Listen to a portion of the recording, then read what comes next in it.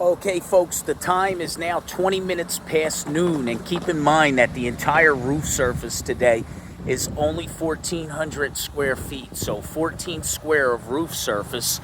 The shingle choice was burnt sienna, which is one of the darker browns, one of the darkest browns to match with the shutters, right? So it's going to match the house very well.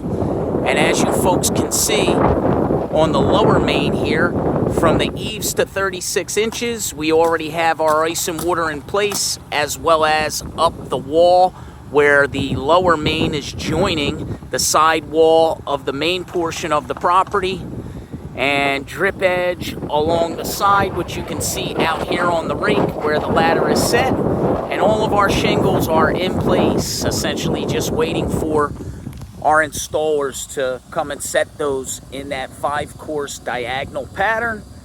Again, we're dropping 6 nail pattern today because it's a high wind area. The roof is being replaced based on wind damage, so we're going to drop 6 nails per sheet. And with the amount of size that's there, being that it's a smaller roof, we should be finished up, I would say, in about an hour and a half. So one more step after this, once we get shingles installed up to the ridge, keep in mind that there was no ventilation throughout the ridge lengths, so we're going to be cutting strips into both ridge lengths on the lower main and then up across the upper main. And there's about 48 feet of ridge space, so you can see we have a full box and 2 loose pieces, 10 to a box, 4 foot each. So we have a total of 48 feet of certainteed ridge vent to go along with the 48 feet of ridge length on the roof. So we're going to have new ventilation installed throughout the entire ridge length.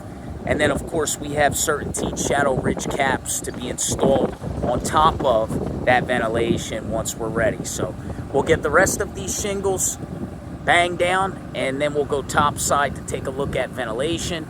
I can look and see that the proper step flashing techniques already being used. You can see it on the outside of that chimney there. So as they go up, keep in mind that with each piece of step flashing and each shingle being comprised of 2 pieces, right, you have the exposure and the non-exposure. So as the step flashing is set, right, it sits like this, and this bottom piece here would go onto the roof surface. This piece here would ride up a wall, or in the case where I just showed you, a chimney. And with each one that's set, the exposed portion of the shingle will cover the lower piece of step flashing, so it'll go over, while the non-exposure of that same sheet will tuck under the piece of step flashing that is higher. The idea being anywhere that we're joining a roof surface to a wall, or where you can see it up there, where we have the roof surface running into that chimney, that we're also beefing up that jointed area, which is a high traffic water area, high water traffic area. We're beefing it up with thin metal. So all of the proper techniques being used. We don't have any valleys to consider today. Just really need to get these shingles down, and we'll check back with you when more of that has happened.